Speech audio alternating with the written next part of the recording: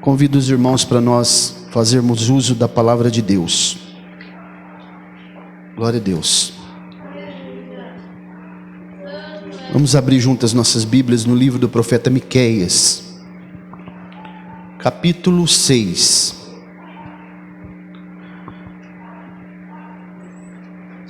Vamos ler a partir do versículo 3. Glória a Deus. Um destaque para o versículo 8. Amém? Todos acharam? Miqueias é o... Depois vai ter Daniel, Oséias, quase no final lá, antes de Malaquias aí. Glória a Deus.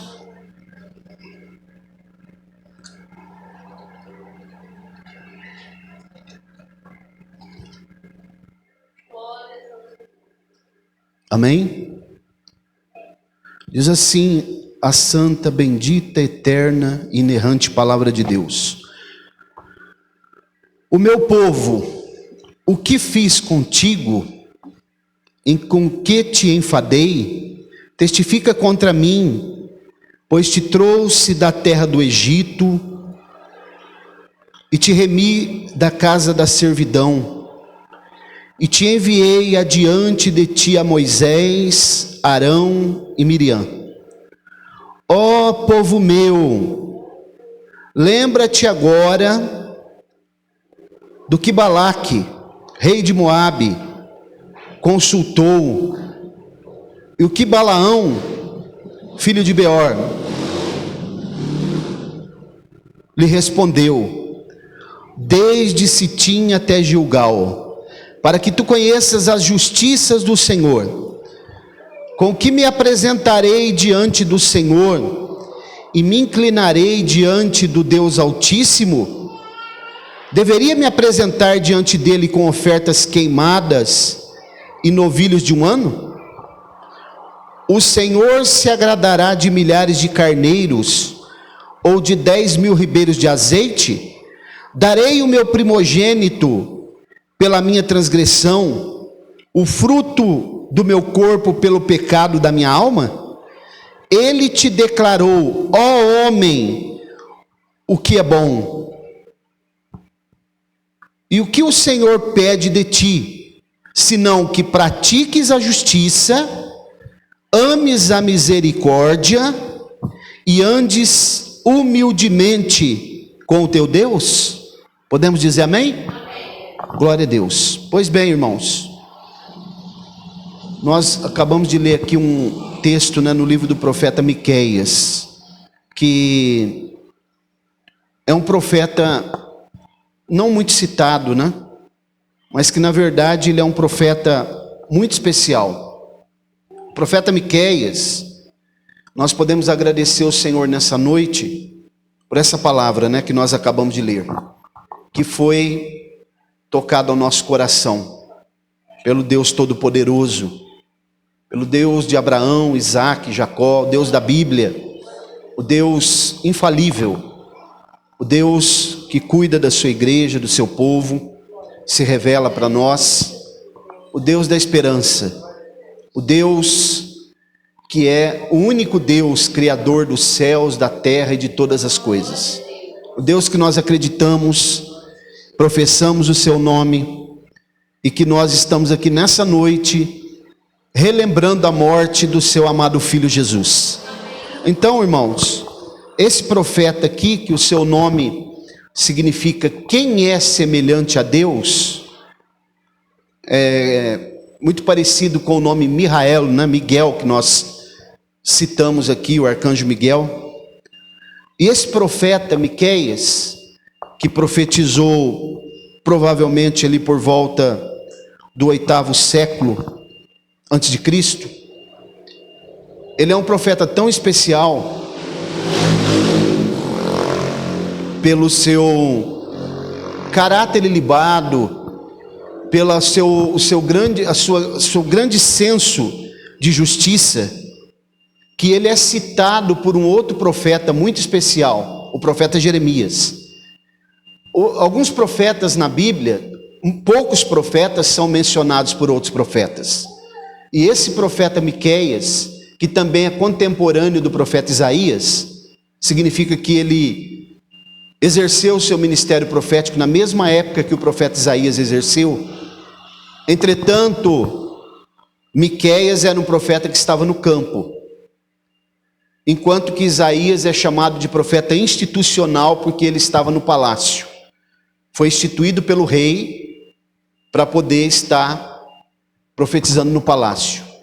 Miqueias não, Miqueias era homem do campo.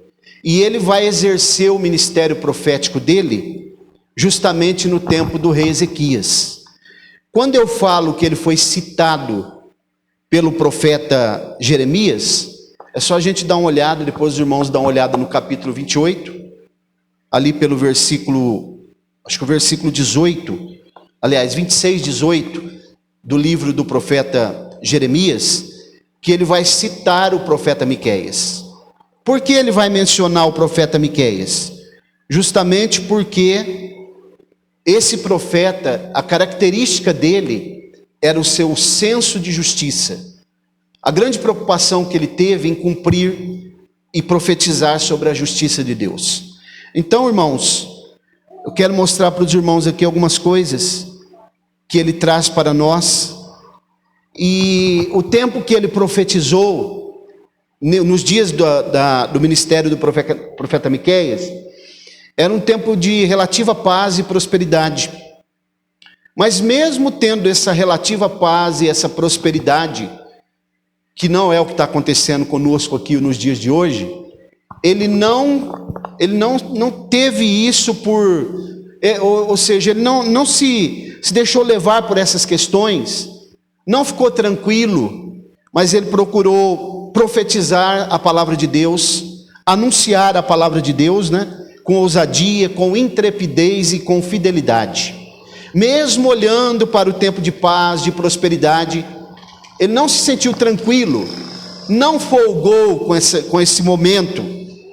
E há um outro texto na Bíblia muito interessante que fala sobre o rei Asa, que houve um tempo de paz no ministério dele, e a Bíblia diz que nesse momento, nesse tempo, Asa construiu torres de observação, construiu muros, construiu máquinas de guerra, mas era um tempo de paz.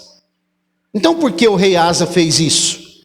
Se preparando para o momento difícil que chegaria.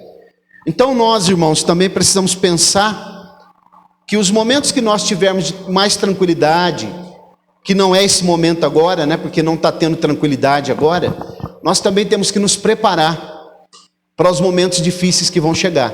Porque eles vão bater na nossa porta, viu? Como a formiga, né? A formiga, ela prepara todo o seu alimento no verão, para quando chegar o inverno, ela ter já abastecimento, ela já está preparada para enfrentar o inverno. E quem olha as formigas, né, no micro universo, microcosmo que elas vivem, pensa que elas são desorganizadas, mas elas são muito organizadas. Elas trabalham constantemente, tem as operárias, tem a rainha, que ela vai estabelecendo, né, dando as diretrizes, tem as operárias e tem também as formigas que são soldados, que vão se preparando para o momento de enfrentar os conflitos, as guerras. Então esse profeta aqui, irmãos, ele foi um profeta muito sábio, né? Mesmo tendo uma relativa paz, uma relativa prosperidade, ele procurou vaticinar, anunciar a palavra do Senhor, até porque ele sabia de muita coisa que estava acontecendo, né, no contexto do povo. E quando eu olhei para esse texto aqui, fiquei lendo algumas vezes, eu percebi algumas coisas aqui. Primeira coisa, que está no versículo 3 e 4, que me chamou muita atenção, do capítulo 6, se não vejamos para a gente ver o que o Senhor tem para nós nessa noite. E eu quero já dar um tema aqui nessa palavra, as 3 coisas básicas que o Senhor pede aos homens. As 3 coisas básicas que o Senhor pede aos homens. Então percebam, no versículo 3 e 4, acompanhe comigo. Está cada vez mais difícil, né? O meu povo, o que fiz contigo? Quem está falando isso aqui, irmãos? Deus. E com quem enfadei? Com que te enfadei? Testifica contra mim. Pois, olha o 4, te trouxe da terra do Egito. Primeiro ponto, Deus está trazendo à memória para eles que ele havia os tirado do cativeiro dos 400 anos que eles ficaram cativos no Egito. Depois ele também vai trazer a memória deles. Te remi da casa da servidão. Às vezes, irmãos, Deus faz com que nós possamos fazer uma retrospectiva na nossa vida, para nós lembrar quem éramos nós, antes de conhecer o Evangelho. Podemos fazer isso nessa noite? Você tem coragem de fazer uma retrospectiva? Eu vou fazer aqui também. Quem éramos nós, antes de ouvir a pregação do Evangelho, e do Evangelho chegar no nosso coração e achar guarida aqui? Quem era você, irmão? Quem era eu, antes do Evangelho? Antes de sentir a presença de Deus? Antes de Deus se apresentar para nós através da sua palavra, e de se revelar para nós, e de nós tomarmos uma atitude de servir a Ele? Quem éramos nós? Quem é o homem sem o Evangelho? Sem as boas novas de salvação? Sem a remissão dos pecados? Sem o arrependimento? Sem a justificação? Sem a regeneração e a santificação? Quem é o homem sem o plano salvífico da salvação executado por Jesus na cruz do Calvário? Quem somos nós? E ele está trazendo aqui a memória que eles eram escravos no Egito, mas que Deus os tirou de lá. E depois, observe ainda no versículo 4, que ele vai citar: eu enviei adiante de ti Moisés, Arão e Miriam. Perceberam? O que é que o Senhor está fazendo aqui?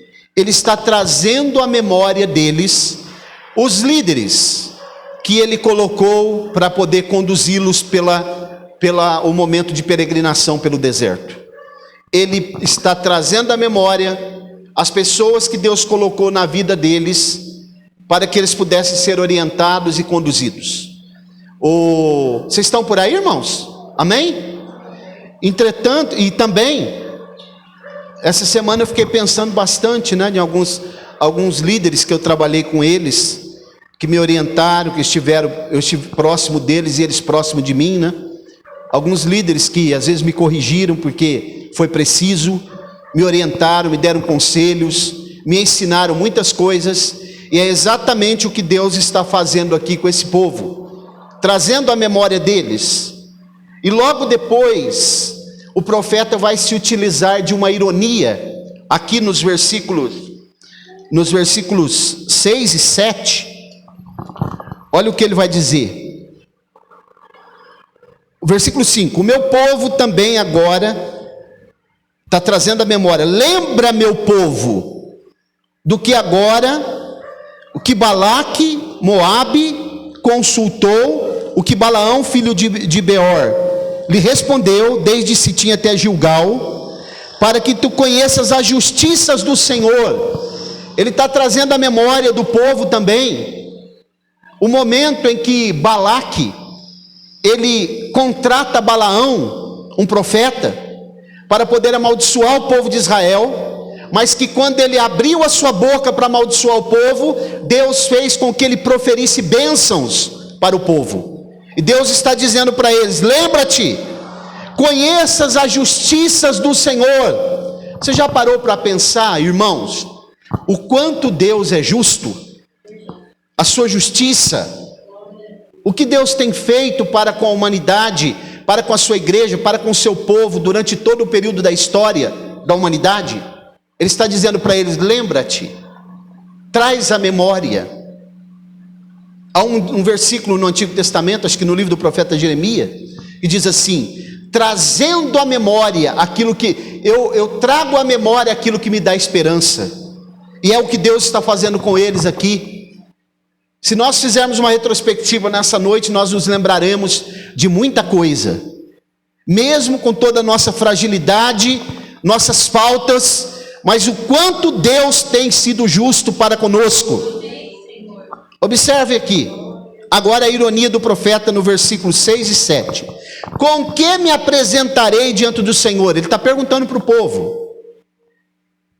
E me inclinarei diante do Deus Altíssimo? Deverias apresentar-te diante dele com ofertas queimadas, com novilhos de um ano? O Senhor, ó Senhor, se agrade de milhares de carneiros, ou de 10 ribeiros de azeite. Ele está falando aqui de vários tipos de sacrifícios e de cultos que eles poderiam fazer para o Senhor. O meu primogênito eu darei pela minha transgressão, o fruto do meu corpo pelo pecado da minha alma.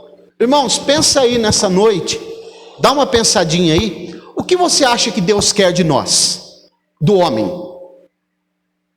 Sacrifícios? Azeite?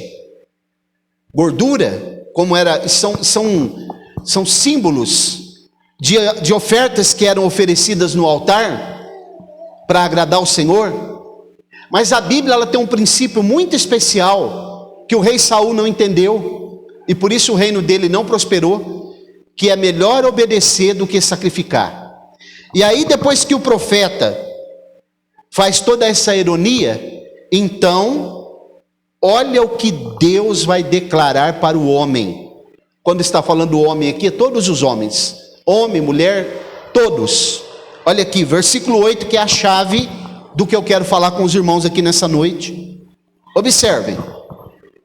Ele te declarou, ó homem, o que é bom. Primeira coisa que eu percebo, quando Deus declarar alguma coisa para o homem, jamais Deus declarará algo ruim. São os homens que transformam as coisas que são boas de Deus em coisas ruins. Deus sempre tem o melhor. Deus sempre tem coisas boas. Deus sempre tem algo especial. Deus sempre tem algo bom para nós. Amém? Deus sempre tem alguma coisa boa para nós. A impressão minha ou o ambiente está bem carregado aqui hoje? Vamos glorificar o Senhor? Nós estamos num culto de adoração ao Deus vivo, o Deus Todo-Poderoso. Nós não estamos aqui para agradar o pastor Mauro, estamos aqui para adorar o nome do Senhor. É Ele que deu a sua vida por nós, é Ele que comprou esta igreja, é Ele que derramou o seu sangue na cruz, para nós estarmos aqui nessa noite, relembrando a sua morte, a sua ressurreição. Ele tem coisas boas para nós. Ele declarou ao homem o que é bom. E o que o Senhor pede de ti? Agora aqui, irmãos, observem as 3 coisas que o Senhor pede para os homens. Primeira coisa, versículo 8: senão que pratiques como está aí na sua Bíblia? Justiça. Pratiques a justiça. Os irmãos acham que esse pedido é um pedido fácil de ser praticado? É fácil, irmãos? O que vocês acham? É fácil praticar a justiça de Deus? Claro que não. Nós temos uma grande dificuldade de fazer isso. O que é praticar a justiça, pastor Mauro? Existem muitas definições de justiça na Bíblia, mas eu posso dizer para os irmãos que, de um modo bem simples, bem objetivo, praticar a justiça é fazer o que é justo, é fazer o que é certo, sempre, em qualquer tipo de situação, independentemente da situação que nós estamos vivendo, do que nos rodeia, do que se apresenta diante de nós, do sistema que nós temos aí fora. Nós temos que fazer o que é certo, porque se nós fizermos o que é certo, o Senhor será o nosso advogado. verdade? Sempre. Então, irmãos, vamos ler um texto na Bíblia bem conhecido. Apocalipse 22, 11. Vamos dar uma olhada nesse texto. Glória a Deus. O objetivo de Satanás, irmãos, é que o culto não seja recebido por Deus. É que nós estejamos estagnados. É que nós estejamos com a nossa mente ocupada em outras coisas. O objetivo dele é que a igreja não glorifique ao Senhor. O objetivo dele é parar a igreja. Mas nós nos reunimos aqui para adorar o Senhor, o Deus Todo-Poderoso, o Deus grande, o Deus magnífico, o Deus da Bíblia, o Senhor nosso Deus, o Deus vivo. Olha lá. Quem é injusto, faça injustiça ainda. Quem está sujo, suje-se. Tem pessoas que pregam, suje-se mais, né? Não é mais, é ainda. Porque se você ler o versículo anterior, ele vai mostrar que o tempo está próximo. Ainda há tempo para quem está aguardando o momento do fim, para que ele faça isso. Ó. Quem é injusto, faça injustiça ainda. Quem está sujo, suje-se ainda. Quem é justo, faça justiça ainda. E quem é santo, santifique-se ainda. Por que ainda? Porque é tempo ainda, nós ainda estamos aqui, ainda há esperança, estamos vivos ainda, sempre é tempo para se arrepender, sempre é tempo para dar um passo para o Senhor, sempre é tempo para tomar uma decisão, sempre é tempo para se santificar um pouco mais, sempre é tempo para orar um pouco mais, para buscar o Senhor mais, para ter mais devocional com Ele, para cantar louvores a Ele, sempre é tempo de buscar a presença dEle um pouco mais, estudar a sua palavra e aguardar a sua vinda que é iminente.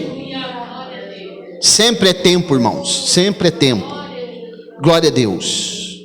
Um dos critérios, você sabia que um dos critérios para que o homem possa ser cidadão do céu é praticar a justiça? Sabia, irmão Roberto? Para ser cidadão do céu, para ter acesso ao céu, para morar lá no céu, é preciso praticar a justiça. Depois os irmãos leem em casa o Salmo 15, todo o Salmo 15, que vocês vão ver o que é que Deus fala sobre a questão de ser justo, praticar a justiça. Como eu poderei, pastor Mauro, praticar a justiça? Todos os dias se apresentam situações diante de nós para tentar fazer com que nós não venhamos a ser justos. Todos os dias. Negócios, envolve dinheiro, envolve o sistema aí fora, que é terrível, né? Ele tenta nos parar de todo jeito.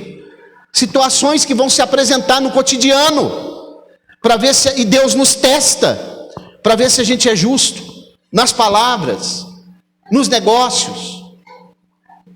Todos os dias, irmãos, situações vão se apresentando, todos os dias. A Bíblia diz que quando Deus chamou Abraão, você sabia que Deus chamou Abraão para que ele fosse justo? Deus chamou Abraão, ele disse, ó, em ti serão benditas todas as famílias da terra, mas Deus chamou Abraão. Vamos ver Gênesis 18, 19. Olha o que Deus vai falar. E é interessante que Deus vai dar testemunho sobre Abraão, para que ele fosse justo. E não era só para ele ser justo, era para ordenar a sua casa também, para ser justo. Olha lá, porque eu tenho escolhido, olha Deus falando de Abraão. Pense nessa noite se Deus daria o mesmo testemunho que ele deu de Abraão a respeito de nós, a fim de que ele ordene a seus filhos e a sua casa depois dele. A Bíblia está dizendo, pedi aos seus filhos, ordene, isso aqui é autoridade que Deus está dando a Abraão como pai, olha lá, e depois dele, para que guarde o caminho do Senhor, para praticar retidão e justiça, a fim de que o Senhor faça vir sobre Abraão o que a respeito dele tem falado. O que ele tem falado a respeito de Abraão? A bênção de Deus. E a Bíblia diz que, e ele ainda disse assim, abençoarei os que te abençoarem, e amaldiçoarei os que te amaldiçoarem, porque Abraão praticava a justiça. Praticava a justiça. Lá em Deuteronômio 16, 20, depois os irmãos leem em casa, a Bíblia mostra que nós temos que perseguir a justiça. Eu já ensinei isso aqui uma vez. Não é só ir atrás da justiça, é perseguir a justiça. Como alguém persegue uma pepita de ouro, como um policial persegue um criminoso para prendê-lo, tirá-lo da sociedade. Perseguir a justiça. O que é que Jesus fala? Buscai primeiro o reino de Deus e toda a sua justiça, e todas as demais coisas vos serão acrescentadas. E a Bíblia diz ainda que para o justo nascerá o sol da justiça. Todo cristão, irmãos, todo cristão, quando ele se chega a Deus e ele se arrepende dos seus pecados, e ele começa a trilhar o caminho do Evangelho, você sabia que ele, no mundo espiritual, ele vai percorrer o caminho da justiça? Até ele chegar lá na porta dourada, lá, que é a porta que era chamada Porta Formosa, para que ele possa entrar para o templo e adorar a Deus. Perseguir a justiça, ser fiel. No Salmo 82, sabe o que Deus fala para os magistrados? Ah, se o Supremo Tribunal Federal, os juízes dessa nação, olhassem para o Salmo 82, eles eram tidos como deuses, os juízes daquele tempo, e Deus está dizendo: julgue a causa dos órfãos e das viúvas com justiça e com equidade. Vós sois deuses? Deus está perguntando para eles. Os irmãos acham que os homens julgam as causas aqui no Brasil, no mundo, com justiça? O que vocês acham? Eles têm como modelo a palavra de Deus? Adianta ir lá no tribunal nos Estados Unidos, colocar a Bíblia lá e mandar a testemunha jurar com as suas mãos sobre a Bíblia? Eles não estão julgando com justiça as causas que devem ser julgadas. Então, irmãos, Deus, Ele quer que nós sejamos justos. Você já passou por alguma situação na sua vida que você pensou assim: eu não fui justo. Eu não fui justo. Não fui justo. Glória a Deus. Eu tenho uma palavra profética aqui para todos nós nessa noite. Se você tem alguma causa na justiça, alguma coisa, entregue na mão de Deus. Deixa Deus fazer do jeito dele, agir. Porque Deus é o Deus de equidade, o Deus justo, e Ele cuida de tudo. Na hora certa, Ele trabalha na mente dos homens. Na hora certa, Ele vai tocar no coração do juiz, e as coisas vão chegar na sua mão. Glória a Deus. Isso aqui é profético, irmãos. Temos que ser justo. Ele é fiel e justo. Glória a Deus. Agir com justiça. Que grande dificuldade nós temos de fazer isso. Ser justo em todas as situações, em todas elas, por menor que pareça, né? Ah, não, isso aqui não vai ter problema. Mas depois Deus trará a justiça. Está sendo registrado o livro dos Atos dos Homens, tudo que nós fazemos. Nós temos sido justos nas situações, irmãos, dentro do seio da família. Você tem se posicionado com justiça. Ah, eu vou ficar neutro na história. Isso é ficar em cima do muro. Tem que se posicionar. Como Paulo falou para Pedro, né? Você é judeu ou gentio? Porque quando ele estava com os judeus, ele dava um de judeu. Quando ele estava com os gentios, ele dava um de gentio.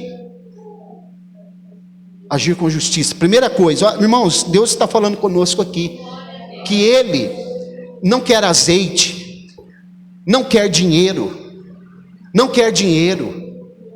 Deus não quer que eu faça autoflagelação com o meu corpo. Deus não quer que eu ande de joelho daqui até uma cidade distante. Deus não quer que eu ajoelhe sobre caroços de milho. Deus não quer que eu suba os 318 degraus da igreja da Penha de joelhos. Deus não quer que eu fique me autoflagelando. Deus não quer que eu pague promessa. O que Deus quer é que eu pratique esses 3 princípios aqui. O primeiro deles, praticar a justiça.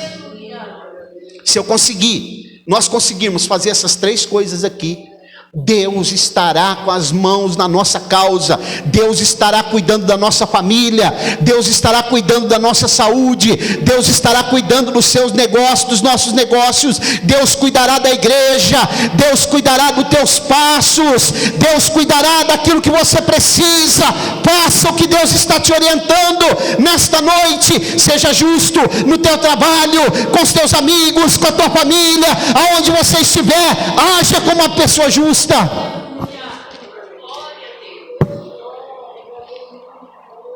Glória a Deus. Segunda coisa, versículo 8: ó homem, ele declarou ao homem o que é bom. O que o Senhor pede, senão que pratiques a justiça? Segunda coisa, ames a misericórdia, acho que é beneficência, né, que está ali. Benevolência, beneficência, misericórdia. Você sabe o que é a misericórdia? É quando uma pessoa merece receber uma punição e nós abdicamos de fazer. E a Bíblia diz, em Lamentações, que a causa de nós não sermos consumidos são as misericórdias do Senhor que se renovam todas as manhãs. Senão nós já tínhamos sido fulminados aqui. Fulminados. As misericórdias, ames a misericórdia, a beneficência. Você sabe o que é amar a misericórdia? É fazer bem para o nosso inimigo. Não o próximo, não. Inimigo. É a pessoa que precisa ser punida. Os irmãos já parou para pensar, se Deus fosse nos punir por tudo que nós fazemos de errado? Pare um pouquinho e pense. As misericórdias do Senhor são a causa de nós não sermos consumidos. É não imputar ao outro o que ele merece. Você já parou para pensar? Amar o seu inimigo, amar o nosso inimigo, orar por ele, por aquele que nos fez mal, por aquele que nos perseguiu, por aquele que foi injusto conosco, por aquele que nos lesou, por aquele que fez nós perdermos a paz, a esperança, aquele que fala mal de nós. Já parou para pensar, irmãos? É fácil ser cristão? O que vocês acham? Vamos ler um texto. Provérbios 3, versos 3 e 4. Glória a Deus. Quem tem ouvidos para ouvir, ouça. As 3 coisas básicas que Deus pede aos homens. Tem muitas outras coisas, mas essas 3 aqui, elas são basilar. Elas representam todas as outras. Não se afaste de ti a benignidade e a fidelidade. Ata-as ao teu pescoço e escreve-as na tábua do teu coração.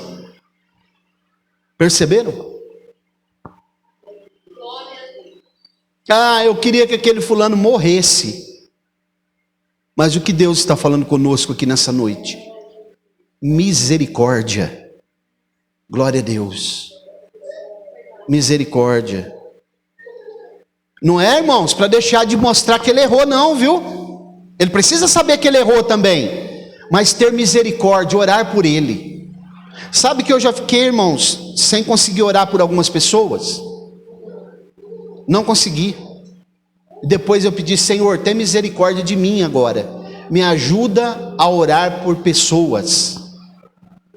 Sabe que quando eu comecei a orar por uma pessoa, não é aqui de Colina não, viu? Quando eu comecei a orar por uma pessoa de fora, que me fez muito mal, um dia eu estava em casa e aquela pessoa mandou um WhatsApp para mim. Já fazia alguns anos já que eu estava aqui em Colina. Sabe o que aquela pessoa estava fazendo no WhatsApp? Pedindo perdão.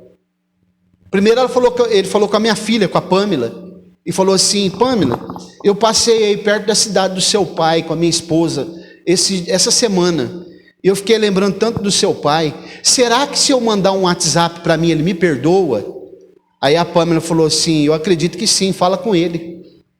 E essa pessoa mandou um WhatsApp para mim. pedindo perdão. E aí eu disse para ele: está perdoado. E eu também exagerei, falei para ele. Então, irmãos, quando eu comecei a orar por aquela pessoa, ele pediu perdão. Você tem orado pelo seu inimigo? Por aquele que te fez mal, te lesou, te trouxe tristeza profunda? Aquele que fez você perder o chão, você tem orado por ele? Pedido ao Senhor que tenha misericórdia e salve a alma dele? Que ele tenha um encontro com o Senhor e seja transformado? Você tem pensado em estender a mão para ele e ajudar ele se for preciso? Se ele batesse na porta da sua casa hoje, serve para mim também, qual seria a nossa atitude, irmão? Como nós agiríamos? Amar a misericórdia, a benevolência. Não está falando para gostar da benevolência e não apenas praticá-la. Amar a benevolência, ter prazer em fazer. Muito difícil, né? Pensem, vamos pensar o que José fez com os irmãos, hein? José tinha o poder naquele momento, como governador do Egito, de mandar matar todos eles, porque eles venderam ele, jogaram ele numa cova, venderam ele como escravo, simularam a morte dele. Ele tinha poder de fazer isso, mas ele agiu com benevolência, com misericórdia. E se nós agirmos com misericórdia, alguém haverá de agir com misericórdia para nós também, porque é uma lei, né?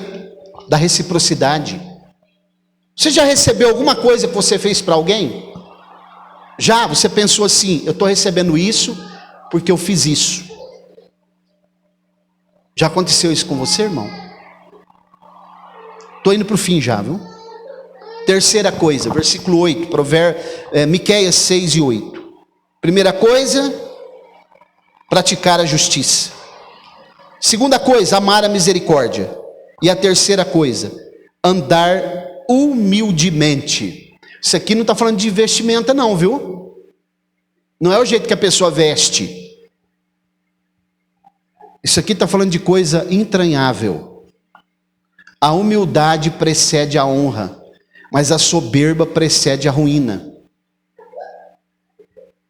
Eu já dei um testemunho para os irmãos aqui. Eu conheci um obreiro, um pastor. Quando você via aquele irmão chegar na reunião de obreiro, irmão, você falava: chegou um santo. Chegou um santo. Esse homem é santo. Dava até vontade de beijar o pé dele, viu? Santo. Ele punha a Bíblia aqui assim, ó. Ele pegava a Bíblia e punha aqui assim, ó. Ele andava assim, ó. Eu pensava: é santo. Esse homem é santo. Irmãos, depois eu fiquei sabendo quem era aquele irmão. Inclusive eu assumi a igreja que ele foi pastor lá. Meu Deus, os irmãos não têm ideia.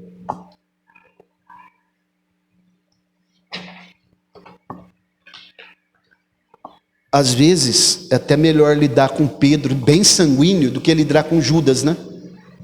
E esse irmão, eu pensava que ele era um santo. Mas o que a Bíblia está dizendo para nós aqui, ó, é que nós devemos andar com humildade. O que é ser humilde, irmãos? Antigamente tinha um conceito errado na igreja, que era o jeito que a pessoa se vestia, o jeito que ela falava, se ela falasse tudo errado. Não é nada disso.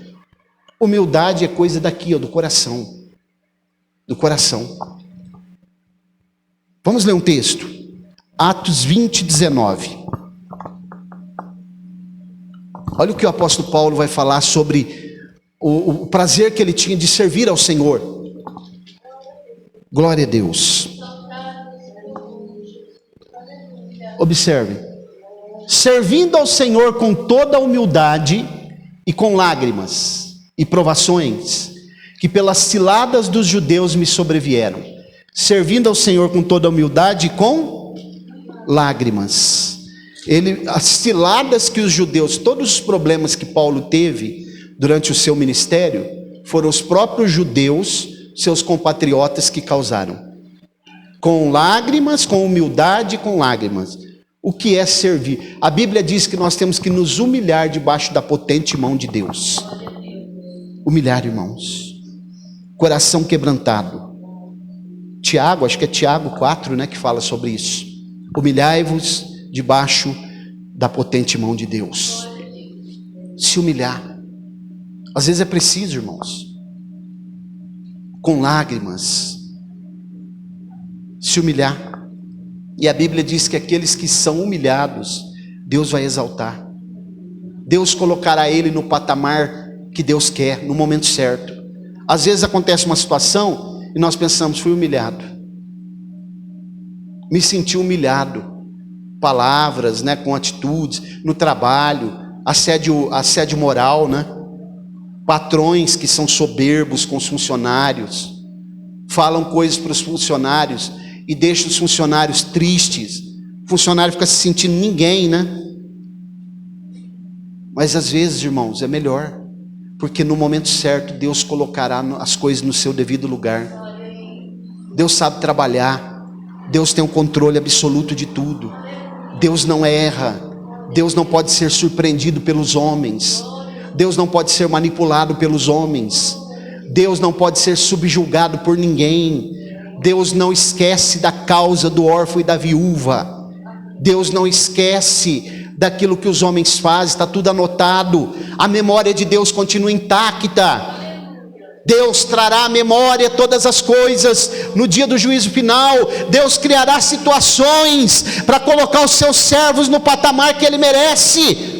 Basta ser fiel, continuar caminhando, ainda que os homens nos humilhem, ainda que os homens pisem sobre nós, o Senhor é aquele que colocará tudo no devido lugar. No momento certo, no momento certo, no momento certo. Se a gente fosse falar aqui na Bíblia de questões de pessoas que foram humilhadas e depois Deus exaltou, nós falaríamos muito tempo aqui, muito tempo. Quantas pessoas? A Bíblia fala de uma mulher chamada Ana, que a sua rival, né, Penina, humilhava ela porque ela era estéril, ela não podia ter filhos. Mas quem é que Deus exaltou depois, no final da história? Quem conhece a história sabe. Deus exaltou essa mulher chamada Ana e deu um filho para ela, se chamava Samuel, e ela dedicou esse filho ao Senhor no templo, e foi um dos maiores profetas, um grande juiz, profeta, sacerdote e juiz em Israel. Quantas pessoas foram humilhadas, subjugadas, de forma terrível, pelos seus inimigos. Quantos homens, quantas pessoas que Golias humilhou, pelo tamanho do seu poder bélico, sua força na guerra, mas Deus usou um moço de pequena estatura, chamado Davi, para derrubar aquele homem e cortar sua cabeça, porque Deus é o Deus que está no controle absoluto de tudo, olhando tudo, verificando cada detalhe, cada situação, cada acontecimento, cada ato dos homens. Portanto, vale a pena, se for preciso se humilhar, irmãos, vamos fazer isso. Faça isso. Ah, mas eu tenho dificuldade, pastor Mauro. Eu também tenho. Mas Deus está falando conosco aqui nessa noite. Se nós temos ouvido para ouvir, né? A Bíblia diz em Tiago 4:6 que Deus, ele resiste ao soberbo, mas ele exalta o humilde. Glória a Deus. Exalta o humilde. Os irmãos já perceberam que tem pessoas que têm muito estudo, têm uma posição socioeconômica muito boa e é humilde? E outros às vezes não têm estudo nenhum, não tem nada, mas ele não é humilde, ele é arrogante, soberbo. O orgulho, a soberba, foi o princípio da queda de Lúcifer, porque a soberba ela precede a ruína. A palavra de Deus, irmãos, ela é viva, porque ela toca em pontos da nossa vida que nós precisamos ouvir. A palavra de Deus nos molda naquilo que nós precisamos. A palavra de Deus é viva, não é um livro comum, porque a palavra de Deus ela vai trabalhando no ser humano e vai colocando ele no lugar que precisa, para que ele possa reconhecer o seu erro e possa se arrepender, e então sim servir a Deus com fidelidade. Glória a Deus. as 3 coisas que Deus pede, básicas, né, que Deus pede aos homens: que eles pratiquem a justiça, que eles amem a misericórdia e que andem de forma humilde. Você pode dizer amém? Quem tem ouvidos para ouvir, ouça. Guarde essa palavra aí no teu coração. Coloque-se de pé, vamos orar. Glória a Deus.